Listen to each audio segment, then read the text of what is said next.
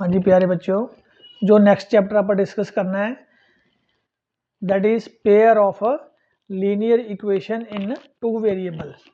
तो चैप्टर का नाम है हमारे पास pair of linear equations in two variables.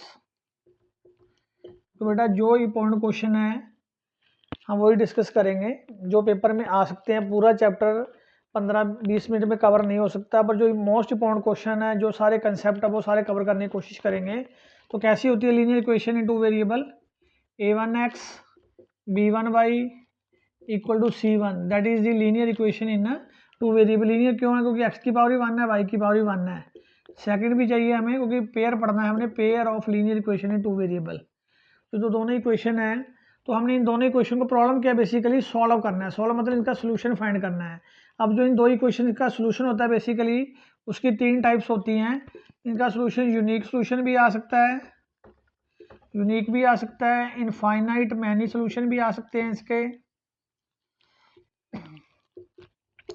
And no solution वाला केस भी होता है इसमें। हो सकता है इन दोनों इक्वेशंस का कोई सोल्यूशन ना ही आए। और सोल्यूशन का मतलब क्या है? हमें एक्स और वाई की वैल्यू ढूंढनी है जो इस इक्वेशन को भी सेटिस्फाई करे और इस इक्वेशन को भी सेटिस्फाई करे एट द सेम टाइम। तो यूनिक सोल्यूशन कैसे पता चलेगा? देखो, जो सोल्यूशन निकालना है उसको निकालने का हमारे पास मेथड है, पर पहले हमें देखना होगा अभी सोल्यूशन कौन सा आ रहा है, यूनिक आ रहा है, इनफाइनाइट मैनी सोल्यूशन आ रहे हैं, जहाँ नो सोल्यूशन आ रहा है। उसके लिए हमारे पास इन दो इक्वेशन में से हमने रेशो लेनी होती है a1 over a2 not equal to b1 over b2। अगर इन दोनों की ratio a1 over a2 not equal to b1 over b2 आ रही है तो हमें पता चल जाएगा इन इक्वेशंस का जो सोल्यूशन है वो यूनिक होगा। अगर a1 over a2 equal to b1 over b2 equal to c1 over c2, अगर तीनों रेशो इक्वल आ रही हैं तो इनफाइनाइट मैनी सोल्यूशन होगा। और अगर a1 over a2 equal to b1 over b2 है but not equal to c1 over c2 है तो हमारे पास नो सोल्यूशन होगा। तो हम एक एग्जांपल कर रहे हैं जिसमें वो क्वेश्चन आपको एग्जाम में भी आ सकता है। आपको एक क्वेश्चन दिया होगा जैसे 2x plus 3y is equal to 6, ये एक इक्वेशन दी होगी। वो आपको बोला जाएगा आप इसके साथ एक ऐसी इक्वेशन लिखो जिससे कि हमारे पास नो सोल्यूशन आए, दोनों इक्वेशन को सॉल्व करने पर नो सोल्यूशन आए। तो आपके पास इक्वेशन ऐसी हो सकती है, ठीक है, ऐसी इक्वेशन दी हो सकती है, 4 ऑप्शन दी हो सकती हैं आपको, कोई भी 4 option A B C and D. मतलब हमें चाहिए नो सोल्यूशन, मतलब a1 ओवर a2 इक्वल हो b1 ओवर b2 के बट नॉट इक्वल हो c1 ओवर c2 के। तो हमने ऐसी क्वेश्चन ढूंढनी इन चारों में से एक। जैसे आंसर आ गया हमारे पास 3x plus 4y is equal to 5, और दूसरा आंसर आ गया हमारे पास 4x plus 6y equal to 15। तो देखो ये 4 ऑप्शन दिए, हमें देखना कौन सा ऑप्शन सही है। तो हम रेशो लगा लगा के देखेंगे 2/4 3/-6, ये रेशो बराबर नहीं आ रही, इक्वल नहीं आ रही, तो यूनिक सोल्यूशन बनेगा। इसके साथ 2/6 3/4 ये भी इक्वल नहीं आ रही, 2/3 3/4 ये भी इक्वल नहीं आ रही, तो हमारा आंसर बचा ये 2/4 1/2 3/6 1/2 6/15 ये लगा रहा है, तो ये सेटिस्फाई हो रहा है। तो इसी क्वेश्चन के साथ इसका नो सोल्यूशन आएगा। तो एक क्वेश्चन तो हमें ये आ सकता है, और दूसरा हमें जो क्वेश्चन आ सकता है इसमें वो आ सकता है फाइंड वैल्यू ऑफ के। ये मोस्ट इंपॉर्टेंट क्वेश्चन है, 1 मार्क्स में इसके पूरे चांस आने में। फाइंड वैल्यू ऑफ के such that 2x plus 3ky is equal to 10, 4x plus 9y equal to 25। Find value of के such that these equations have no solution. Question ऐसा आ सकता है आप के की ऐसी वैल्यू निकालो जिससे इन इक्वेशन का नो सोल्यूशन आए। तो देखो हमने सॉल्व नहीं करना, सोल्यूशन निकालना नहीं है। हमारे पास ये 3 केस है, unique solution, infinite many solution, no solution. अगर वो नो सोल्यूशन की बात कर रहा है तो हम इसको उठाएंगे, अगर मैनी सोल्यूशन के लिए कांस्टेंट निकालना तो इसको उठाएंगे, अगर यूनिक सोल्यूशन के लिए कोई कांस्टेंट निकालना तो ये रेशो उठाएंगे हम। इन चीज़ों का ध्यान रखना हमने। तो हम देख रहे हैं 2/4 should be equal to 3k/9। अगर हमें यूनिक सोल्यूशन चाहिए, ये दोनों सॉरी नो सोल्यूशन चाहिए, तो जो दोनों पहली रेशो हमें इक्वल चाहिए, जो तीसरे वाली रेशो है वो अलग चाहिए 10/25। तो देखो ये तो अलग आ ही रही है इससे। अब इनको सॉल्व करना है, यहाँ से जो के की वैल्यू आओगी that will be our answer. जो ऑप्शन होगी उनको आप टिक कर लेंगे इसमें से। तो 1/2 ये आ गया 1/3, तो के आ गया हमारे पास 3/2। तो ये हमारे पास के की वैल्यू आ रही है इस क्वेश्चन में से।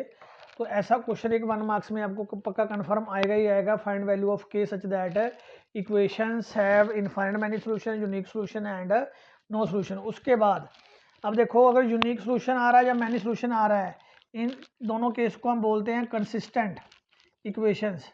ये दोनों कंसिस्टेंट का पार्ट है, और सॉल्यूशन नहीं आ रहा तो दोनों इक्वेशन को बोलेंगे हम इनकंसिस्टेंट, मतलब इक्वेशंस आर इनकंसिस्टेंट। तो ऐसा भी आ सकता है, फाइंड वैल्यू ऑफ के such that these equations are inconsistent then find value of K. तो हमें सोचना होगा इनकंसिस्टेंट दिया है तो it means these equation have no solution, then we have to find value of K. तो ये फर्स्ट क्वेश्चन है जो इसमें आ सकता है। और अब देखो, जो दो इक्वेशन दी हुई हैं ग्राफिकली, बेसिकली ग्राफिकली ये दोनों इक्वेशन क्या रिप्रेजेंट करती हैं।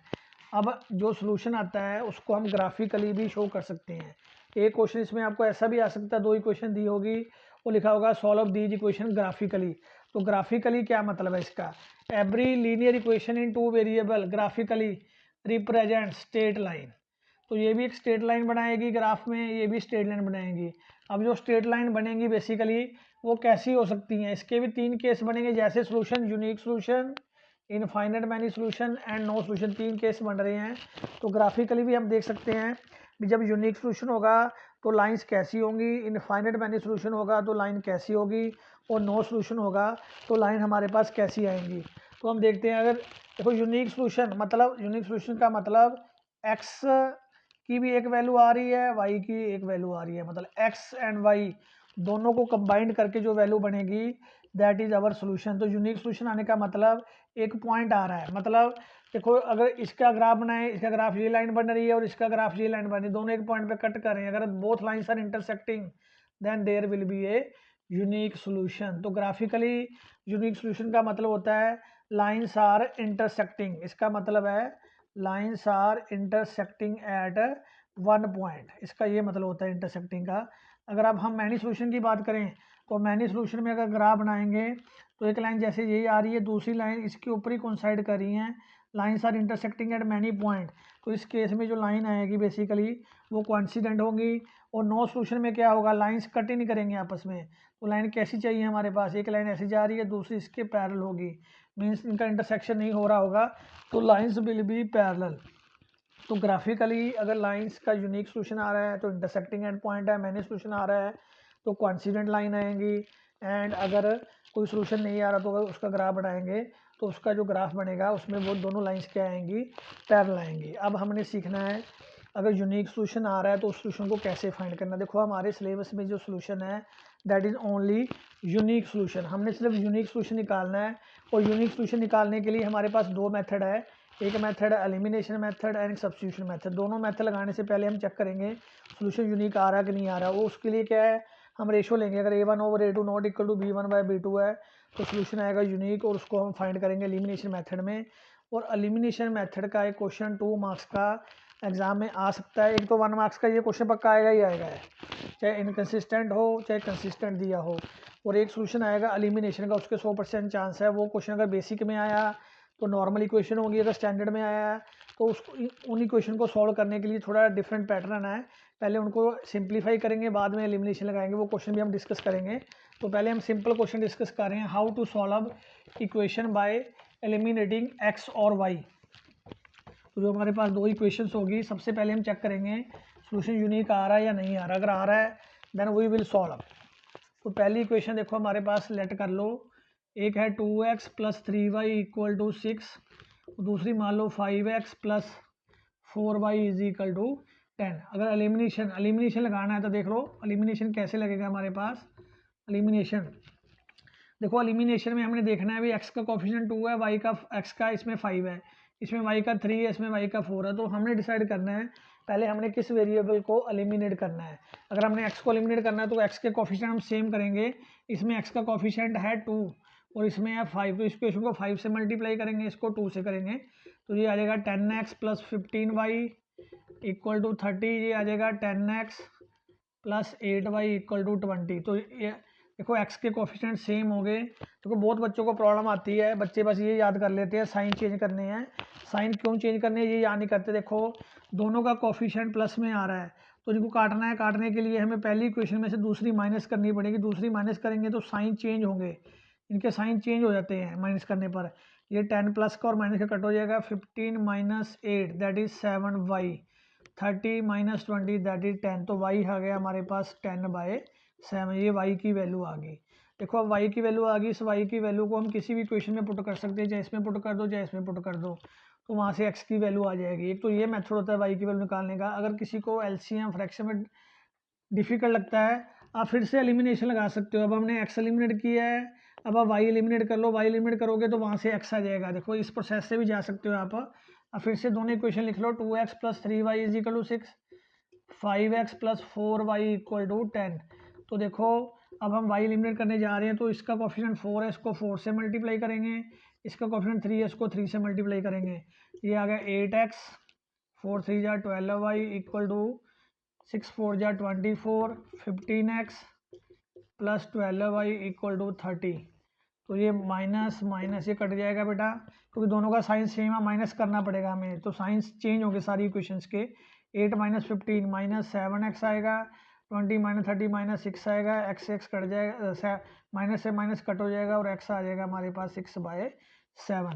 तो x आ गया 6/7, y आ गया 10/7।